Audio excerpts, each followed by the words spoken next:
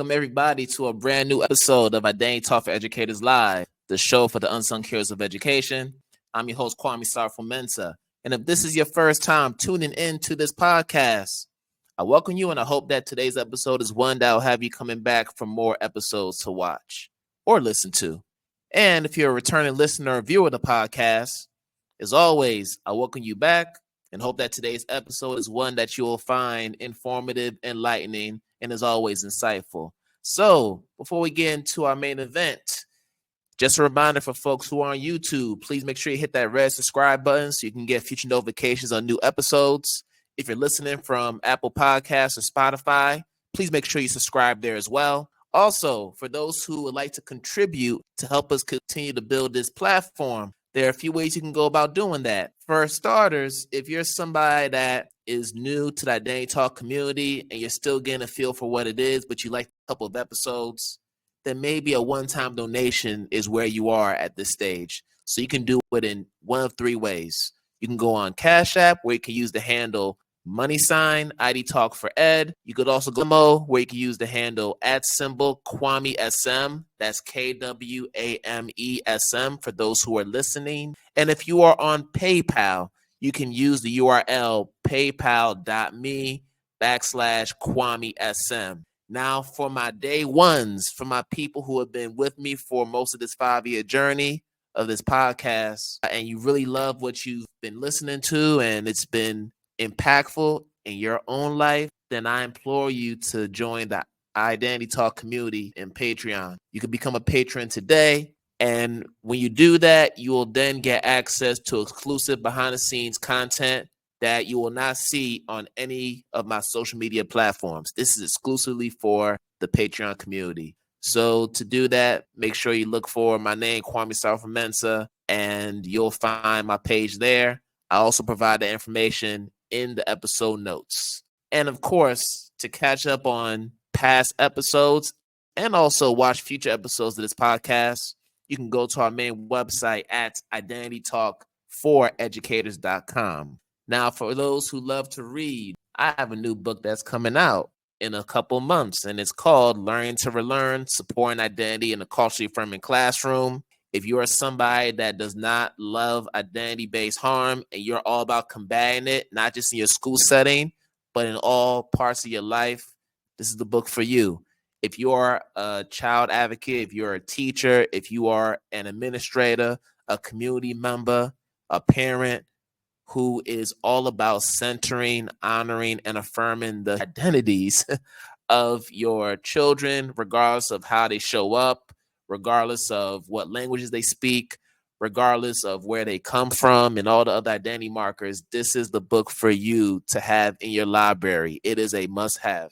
And I'm not just saying it because it's my book. I truly believe that. And there are others who have gone through it who believe it as well. So if you want to get access to this book, you can go on Amazon or the Routledge website to pre-order your copy today. We also have the Kindle version available if you're someone that does not want to do the paperback version and you want to do it digital. You can get that as well. And we have a website for the book, and it is learningtorelearn.com. Over there, you'll get access to resources that will help you get started with this new school year. You also get access to an overview of each of the chapters that will be included in the book. So this is my gift to you all as you wait for the arrival of the book in November. And lastly, thank you all so much for the support. This was a project that was 3 years in the making and involved a lot of community, a lot of collaboration with some awesome educators from across the globe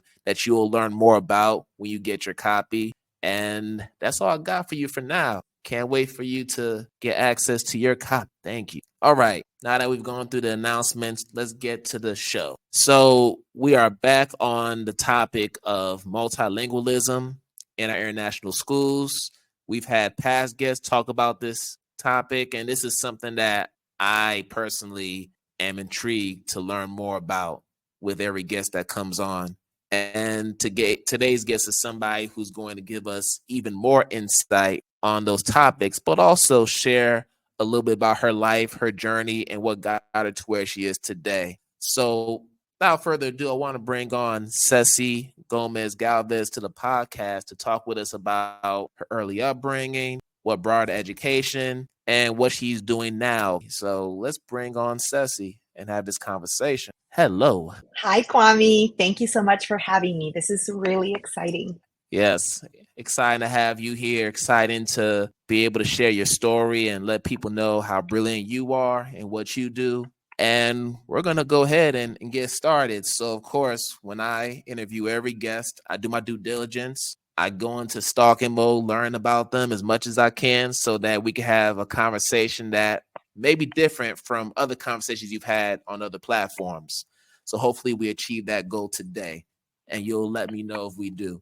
But just to give context for folks who may not know who you are, I know that you grew up in Guatemala City. Shout out to Guatemala. And you grew up to bilingual parents who also attended international schools. So this may be the first of having a guest with that kind of background. So I've set the stage. Now I'm going to leave the floor to you to fill in the blanks about that early upbringing and how that shaped you early on. Thank you. I grew up in Guatemala City and I went to university there. And I think my primary language is actually Spanish. And I think a lot of people are surprised by that when they hear the way that I speak English. And the reason why my English is fluent and also there's an absence of accent is because I grew up bilingual. Linguists will call it an ambilingual. So I learned both languages at the same time because I went to a dual language school that my parents enrolled me in, and my siblings as well. So my siblings are also bilingual individuals. And part of the reason was because them knowing English in a Spanish speaking country was what brought them together when they got together. So my dad grew up in an international school that was in a small British international school in Guatemala because of my grandfather's work. And then my mom got a scholarship for the American School of Guatemala when she was in high school because she was really good at math. So she got a scholarship to go, and her high school years, she learned English. And then my dad had grown up basically with kind of like the same situation as me, an ambilingual who spoke both languages. So when they met at university, the commonality they found was that they both spoke English. And that's what kind of brought them together. And when they had me and my siblings, they were convinced that the best way to give us opportunities for the world was to put us in an environment where we could be bilingual. So bilingualism was always seen as an asset where in my upbringing. And it wasn't, I guess, until later that I grappled with what that meant for us. And obviously the sacrifices that my parents made to put us in a private school that was expensive. And so they worked really hard to put us through it. And just what it meant for them to do that when we were kids, for them to have that foresight that it was going to give us a lot of opportunities.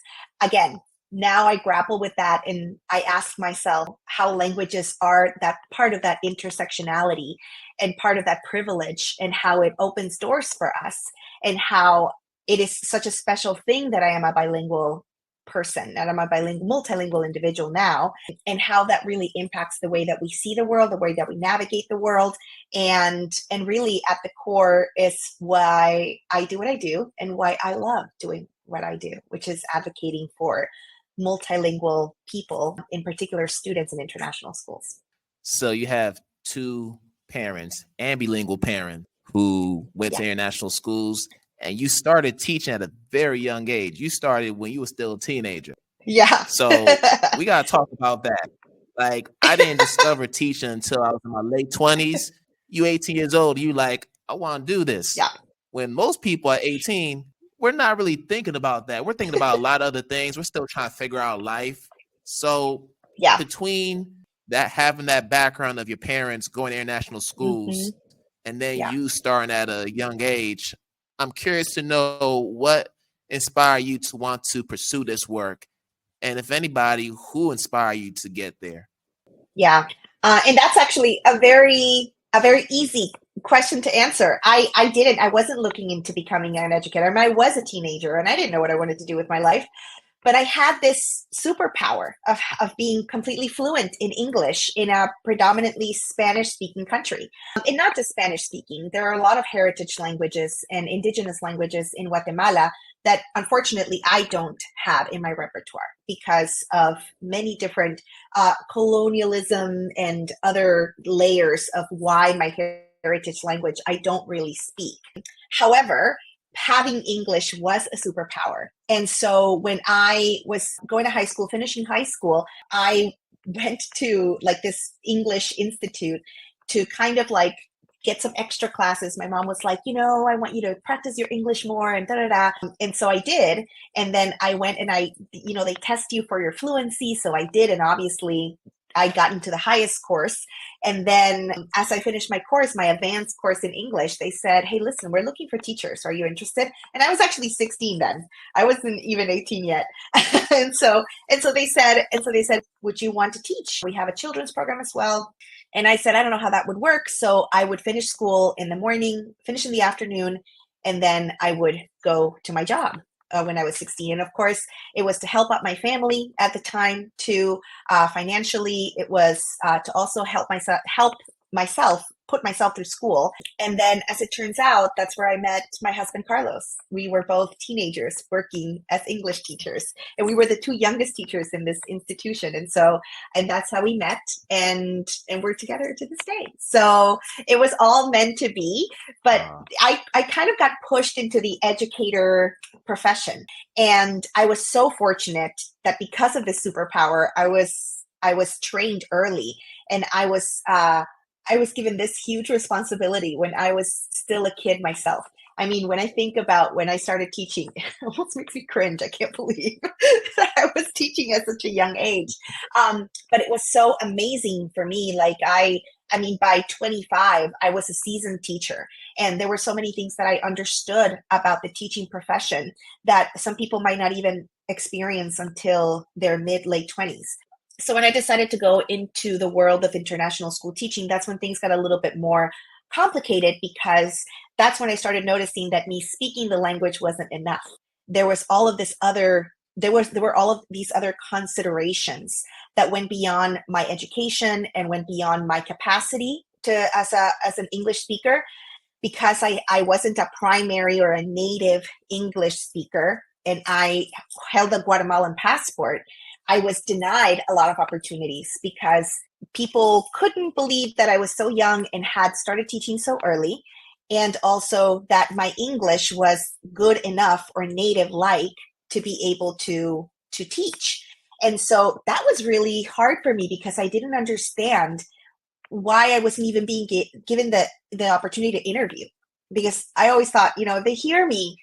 And then I was like, but I shouldn't have to do, it was so complicated. And that's where I started learning about the world of the positionalities that we hold as the people who we are. And I could have, from a very young age, I could have lied. I could have been like, no, I grew up in the States. Like I could have done that, but I didn't want to let go of who I truly was. And I'm really proud to be a person from Guatemala, and I'm proud of my family and my heritage. And so I didn't want to let that go either. But I also did not want to succeed despite that, right?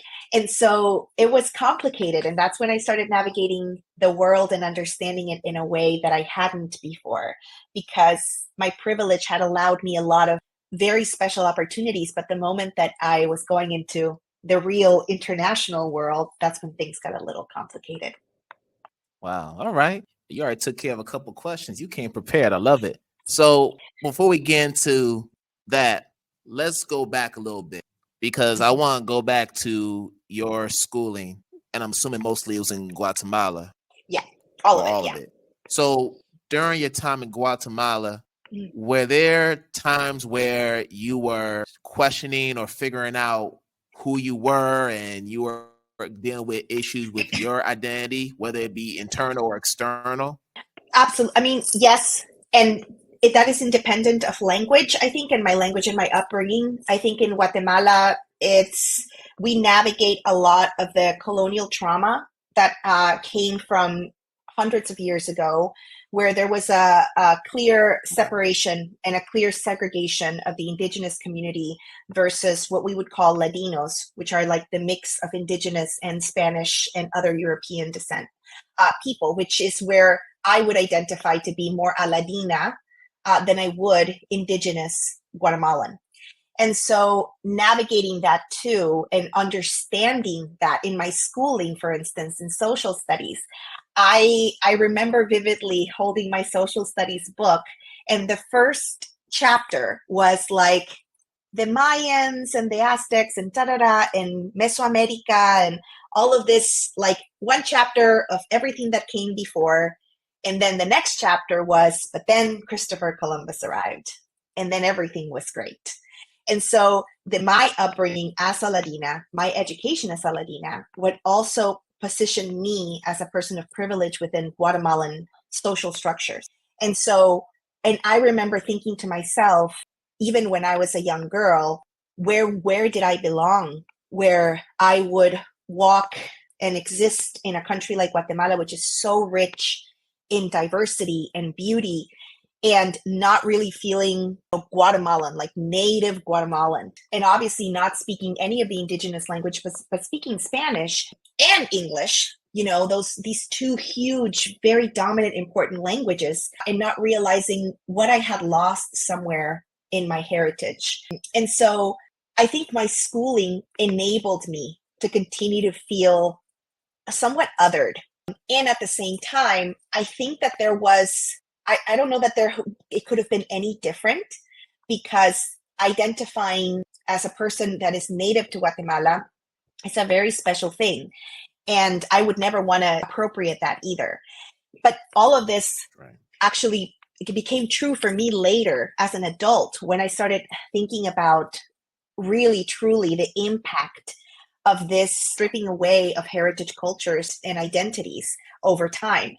So I did always think I exist somewhere in this gray area of what means to be somebody, what means to be a Latin American person, and what means to grow up as presenting more white than indigenous within my own culture and country, and not speaking any of the heritage languages that have been spoken for thousands and thousands of years, and speaking a colonial language instead. So that struggle for identity, absolutely, it's something that even to this day, I still grapple with. And I kind of have found a home and a belonging internationally, because I feel like these are my people. these are the runners. These are the ones who refuse to feel othered and found their own communities. Because when I go back to Guatemala, I know exactly where I stand, and I have never felt fully comfortable with that being defined for me.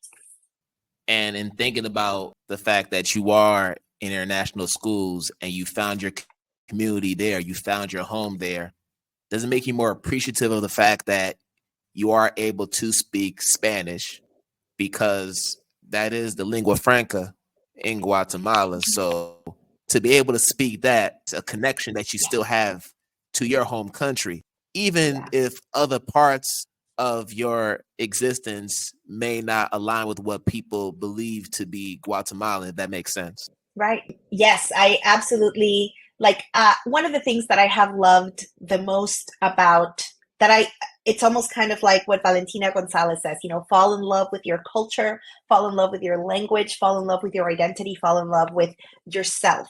And I have absolutely fallen in love with the fact that I'm a bilingual person, and that the two languages that I language are English and Spanish.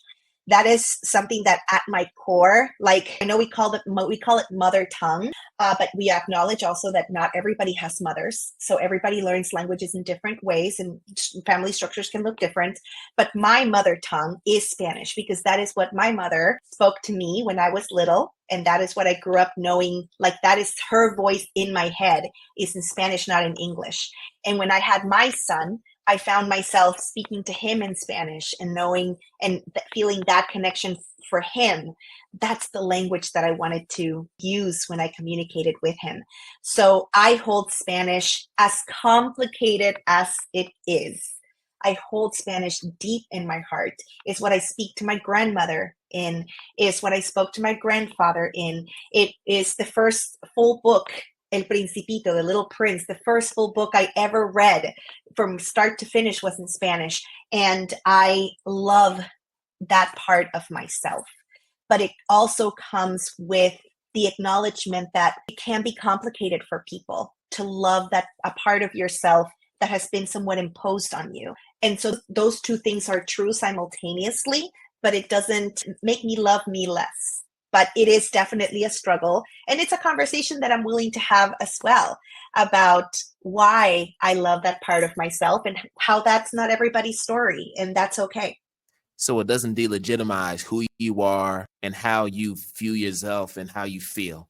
Absolutely. It actually makes me who I am. It's my linguistic identity. It is who I am. I can't, and me stripping that away I would be no different than historically what has been stripped away. And here, this is who I am. And I love that. And it's part of the reason why I do the work that I do with students is because I want them to fall in love with that part of themselves too. I don't want them to think that their languages are any less or that one language that they're learning is anything more, because it is such a special thing to have a language where you can communicate with all of your family with. And it's like the thing that brings you together. And it's what connects you to your culture as well. So it's what I love. It's the work that I love doing with educators. It's the work that I love doing with kids. So this season, Identity Talk for Educators Live will be including ad spots for businesses, products, and events that are adding significant value to their communities. And here's the catch. You don't have to be an educator or an education-based business to be a part of this. We're looking for people who are just doing great work in the community, and we want to use our platform as a way to amplify their work. So if you are an entrepreneur or you know of an entrepreneur who is doing just that, bring them in our direction. Have them reach out to us. If they want to learn more about their ad spots and how they can get themselves promoted on this platform, they can contact myself, Kwame at identitytalkforeducators.com. I'll say it one more time. It is Kwame at identitytalkforeducators.com. Hope to hear from you, and let's keep on amplifying our work and building each other up. Love it, love it. So with your international journey, you started in Italy, more specifically Milan. Yeah. And this is the part that I'm curious to know. So we know that Spanish and Italian, they're romantic languages. You look at the cognates, you're able to figure out what certain words are, whether you are an Italian trying to learn Spanish or vice versa. So I want to know what that transition was like moving from Guatemala to Milan from a linguistic standpoint. Because I would think, given your linguistic background and knowing how the cognates connect between the two languages, you would have an easier time picking up Italian compared to other folks, but maybe I'm wrong. You know, I think learning a language, yes, there's definitely the connections that, especially people who are linguists, because I actually don't consider myself a linguist. I think that I was bestowed the superpower of being bilingual from a very young age. Before we call the prepubescent age of acquiring language. So I think for me, that part, I don't remember learning English. It was one of those things that I learned it simultaneously as I learned Spanish. But Italian was a different story because when I moved to Italy, I was already an adult. I also kind of assumed the same thing as you. I was like, Italian, Spanish, so many commonalities in the actual structure and code of the language. But sometimes what we might forget is the effective filter of language acquisition and how that can impact 100% the way that we learn languages. So when I was immersed in Italian culture, more specifically Milanese culture. So Milanese culture is very Northern Italian. And I would have to say that if I were to see where I find cultural similarities to my culture, it would be mostly the south of Italy. The north of Italy is, again, all countries are complex and some of them can be really different, even if they're all part of the same. It's just like the states of the United States. One state can be completely different from another state. So when I moved to Milan, there was this assumption on my part that everybody, not only was I going to learn the language and it was going to be great, but also that people were going to be really open to teach me and say, oh, this is how you say that. And that wasn't my experience. My experience was kind of a sink or swim of immersion in language. And I always tell the story of how when I was trying to get a license to drive a car, and I failed the test like 3 different times because I couldn't learn the language, that tier 3 language that you need to be a driver in Italy, fast enough. But what was even more, I think what was even harder was that I couldn't find anybody to help me understand and navigate this culture of driving in Italy, because it was different than driving in Guatemala for sure. And there were a lot of cultural nuances of the rules of driving. I always feel like driving in any country is very cultural. It doesn't really, it follows its own rule book. And in Milan, it was no different. And so I think that going through that loneliness and of learning that language and trying to survive it on my own with no scaffold, no differentiation, nobody telling me like, come here, I'll teach you. And I had a really good friend who was from Puglia, and I had a really good friend who was from Bergamo, and then me quickly finding out that Italian sounds very different depending on what region of Italy you're from. Sicilian is going to sound very different than Roman Italian, and Sicilian is its own language. And so you're in this kind of like melting pot of Italian languages. And I felt like I couldn't keep up. I was like, I don't know which Italian I'm learning. And so it was complicated. And also another thing that I hadn't experienced was the accent situation. So because I had always spoken both English and Spanish fluently, obviously Spanish for sure native-like, but English as well. And then having to having people tell me, oh, you're definitely not Italian. I can tell by your accent, even when I learned the language. And that was so hard because I had never experienced that. And it made me also very, very aware of that privilege of not having an accent in the different spaces that we exist in. And I thought, and again, this is something that I always bring in my work about how that, that the privilege of the perception of having an accent versus not having one, and how truly inequitable it is to define somebody by their accent when they're speaking another language. And yet it's something that we just do. Of course, I get asked all the time, oh, you're from Guatemala, but your English is so good. And people don't understand that's a microaggression, I guess, because my response to that would be like, oh, well, thank you. I went to a very expensive school. Like my parents worked really hard. And then the next question is always, you never lived in the States? And I'm like, no, I never lived there. There's no way you never lived in the States. So it's kind of like, if you don't have an accent, there's an explanation about it. And if you do have an accent, then there's also some complexities with that too. So I think that for me, my experience learning Italian was kind of like, I mean, listen, I'm not going to say I'm grateful for the resiliency of trauma because I'm not about that life. But I will say that it helped me look at language learning in a way that really benefited the way that I teach others about teaching language, and the importance of that effective filter, that safe space, a psychologically safe space for our language learners to be able to navigate while they're learning language and during their language acquisition journey. For sure. And when you're mentioning the different kinds of Italian, depending on where you are geographically, the same could be true for Spanish, because we look at Spanish, and anybody who knows a little bit about just the history, we know that people hold Castilian Spanish at the highest regard. Yep. So Spanish from Spain, that is considered the proper way to speak. And then maybe right under that, we'll probably say Chicanic Spanish, like Mexican Spanish as well. At least in the States when I was growing up. And then you go to other Latin American countries, everything else is kind of lower in the hierarchy. So hearing that and your story about going to different parts of Italy and hearing the different accents and the variations of the language, I can see the similarities there. But I want to talk about the experience you just shared, that traumatic experience, unfortunately, and how, in a way, that's helped you inform your understanding as an EAL teacher about effective instruction with bilingual learners. How did that help you shape that perspective from an educator point of view?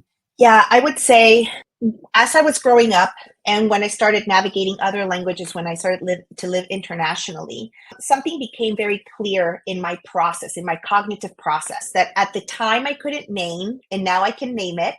But at the time, I remember grasping for all of this repertoire of language. Like when I moved to China and I lived in China, I remember getting into taxis in China and going like, ciao, and then going like, ay, wrong language, wrong place to use this language. But what my brain is doing is that it's grasping for all of these pieces of language so that I can make sense of the world. And so one of the things that I have learned about myself as a language learner is that translanguaging piece. So now that I can name it, now I can say, this is translanguaging. This is what I was doing in my brain. This is what I was trying to make sense of the world. So how that has transformed how I approach instruction for English language learners or for language learners in general is considering that primary dominant language as an asset and leveraging it for the learning of another language, whether it's a second language or an additional language. And so my experiences as a multilingual learner, it has taught me to think the way that language learners do. And thinking about like, what are the tools that English language learners need to make sense of the world? And the most important tool that they need is to be able to utilize their primary language to make sense of the world in another language, and to practice being able to go back and forth and have that cognitive interaction that Dr. Ofelia Garcia talks about. And she talks about the flow of translanguaging and how that exchange of pieces of language is a good thing. And for a long time, some mythical research showed that eliminating every other language would make you learn a language faster, or will it make you learn a language quicker? But really what it did is that it caused erasure of that language, which was forced upon by assimilation to a culture or assimilation to a space. And so it kind of had, and this is what a lot of first, second generation immigrants go through a lot in the States and in other countries, is that when they're learning the host country language and they are told that they need to go leave their language aside to make room for this one, then there is a separation of their linguistic identity for the sake of that assimilation. And pedagogically now the research is showing that having our students, empowering them for that exchange of language really makes for the cognitive process to be more successful and at a higher level. So for me, in these experiences, what I've learned is bring in those primary languages as much as possible, leverage them in order to be able to achieve the goals of successful language acquisition. And that's through the process and the pedagogy of translanguaging. So for me, I didn't know how to name it. And now that I do, I feel more empowered myself as a multilingual learner. I feel that when I exchange languages and I go like, oh, sorry, I'm in the wrong country. That's not what I meant to say. When that happens, I feel empathetic to when it happens to our language learners, and what tools do they need to kind of go forward successfully with their languaging of their languages. And I agree with everything you just said. And shout out to Dr. Ophelia Garcia. If you're not familiar with her research on multilingualism, translanguaging, understanding just terminology. So instead of calling learners ESL students, no, they're emerging bilinguals, like reinforcing the fact that their home languages are assets for learning and scaffolds as well. And we need to make sure we utilize those pieces.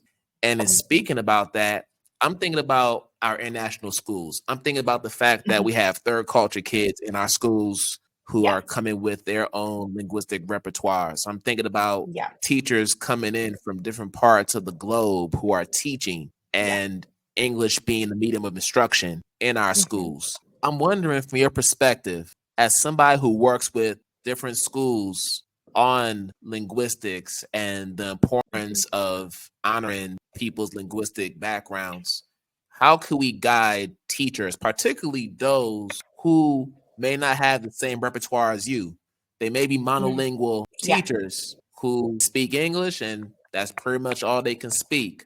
how would you For sure. got them in incorporating translanguaging practices with multilingual learners across various content areas? And I realize this could be a workshop, so you can give an abridged version.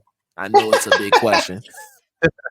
Just like with everything, all my work with teachers, I always start with the why, right? Because it is Definitely. important for us to understand who our students are. Our students are third culture, multilingual, multicultural humans. And even though for us, our experience may be different, we might have been in a monocultural, monolingual upbringing, understanding who our students are is really the roadmap that we need to shift our mindset about our comfort level of utilizing other languages for teaching or giving space for diversity to really like linguistic diversity to really thrive within your classroom. So having teachers really understand that identity piece of our students is step one. Our students are not having the same experiences that a monolingual person did growing up. Their experience is totally different. And as an international school teacher, understanding that is going to help this for the success and connection of students in classroom. And so I think guiding teachers, once that mindset has shifted and once students' linguistic repertoire and the linguistic diversity of a classroom is understood as an asset, then everything else, once the why is understood, everything else just comes naturally. We want to do the best for our kids who are not having the same experiences that we're having in our classrooms. Even though our international schools may be designed for what we want to call a more westernized experience, even then, our students are still, they are still who they are. And they still have diverse That's right. linguistic identities. And so responding to that and understanding our students at that level and knowing that their experience is different than ours, then once that is understood, I know that the choices that we want to make in our classrooms in terms of translanguaging or any other best practice is in order to cater to the students that we have, not the students that we think we have, but the students that we actually have. And so that's how I start always, is by putting that out there through language identity portraits or the linguistic portrait of a classroom, or as simple as encouraging bilingual read alouds, or having students bring books from home that may be in other languages so they feel seen. And from there, once teachers start seeing that magic of seeing those multifaceted and just diverse identities in our classroom, nobody can deny the magic that brings to your classroom, and everybody wants a piece of it. And then everybody wants to do right for the kids. And I've seen it happen. I've seen those shifts happen. There's been a shift in myself as well. My schooling was all about like language immersion, language instruction, I had to change my own mindset as well. And as soon as I did, as a language learner myself too, but as soon as I learned it as an educator and centering that child, then everything became actually pretty easy.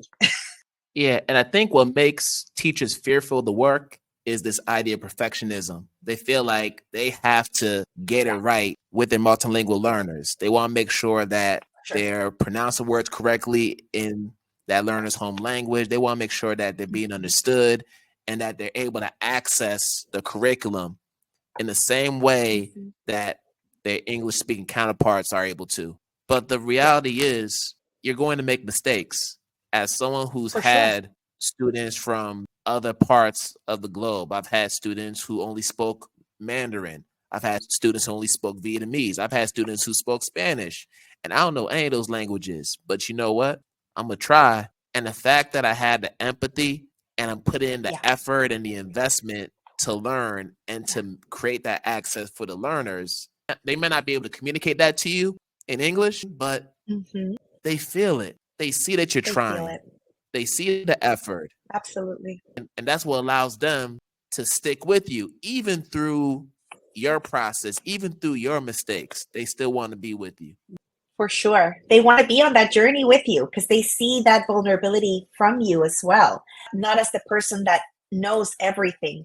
In fact, our students teach us more. It's just like Dr. Darnell Fine says, half of your curriculum walks in when your kids do. And so having them be part of that journey with you and you becoming a learner with them.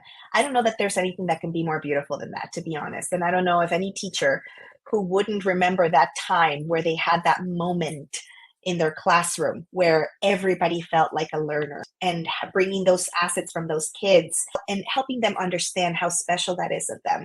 I was always made to feel that my bilingualism was an asset for me.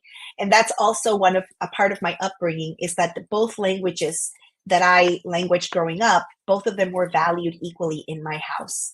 But of course, there were times when my mom would be like, let's try that again in Spanish because that's not how you say it. Or at school, I had my teachers also be good instructional teachers who were like, and this is the way you say that in English. And this is like, there was teaching happening in both sides, but always centering me as the learner and not saying, you know what, stop speaking Spanish. Just focus on the English because you're not going to get it. Or having one be dominant over the other. Both were equally important. And I think that part too, giving that, and even telling our students that their languages are just as important as any other language that they learn in their whole lives. That's something that they may not have heard from anyone. And just saying that gets them in a different mindset too, that they're willing to go on this journey of learning with you too. Absolutely. And as we start to wrap up the conversation, which has been amazing, by the way, I want to ask a couple questions. The first one is more of an introspective one. Now that you're at the stage in life, you're starting a new school year. Shout out to Saigon South International School. Woo-hoo. Go Dragons. There are a lot of amazing things going on there. Unfortunately, we don't have enough time to talk about it, but I want to make sure we shout them out. And you have your family life, and I'm sure there are things that you're still trying to figure out. We're all lifing. Life is lifing for all of us. Mm-hmm. So Yeah. I want to know at this point, do you feel at peace with where you are and who you are? And are there things that you're still trying to explore about yourself? I do, actually. I feel incredibly fulfilled. Living away from my family is difficult every day. And I think about the sacrifice that my parents made when I was younger. And I think about the sacrifice that I'm making now to give my family a better life too, where we are right now. I am not only at peace with who I am, but I'm really excited to meet Ceci in 2 years and Ceci in 5 years, because I know I won't be the same person, but I'm really excited to get to know me.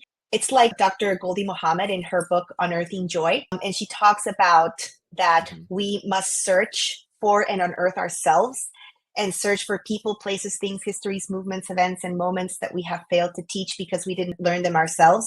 I'm excited to learn more about the students and the context in which I teach. I think that's the part that I'm exploring about myself more, is how much more can I add to my repertoire of knowledge of the world so that I can support students who are, like you said, these third culture kids who are having all these multifaceted experiences. How can I continue to support them and be a beacon for them too, so that they can also love themselves and be at peace with who they are as well. Thank you for sharing that. And how do you stay true to the teacher in you? Well, I saw something recently, something on Instagram that I read, that it said we become whoever would have saved our younger self. And although my experience as a language learner was great, I always think about the stories that I don't know. I want to be that person. That's really what lights a fire in me, is that advocacy piece, and to continue to make sure that more stories like mine as a language learner, knowing that about myself, that kids know that too. And so that's how I say, like, my grounding is the kids. It's always about the kids. And everybody who knows me will always be like, that's when you get a little bulldoggy sensey when we're talking about kids, but it is really, that is my passion, and that's what centers me as an educator in any of the work that I do. It's their stories and their experiences, and the fact that growing up bilingual, they can have amazing experiences. It doesn't have to be a one story of letting go of a language or sacrificing a language to be able to be successful or to be able to be happy or succeed academically. So yeah, that's what drives me. Good people, we just finished talking with Ceci Gomez-Galvez. And Ceci, thank you so much for taking time to speak with me. I know we were trying to get it together for a few weeks, but we got it together, and that's what's most important. And before I let you go, I'll be remiss if I didn't give you the opportunity to share how people can connect with you on social media, and also plug in your services, all the good stuff you do with other schools. This is your chance to do that. Floor is yours. Thank you. Well, I'm at Ceci Gomez_G on both X and on Instagram.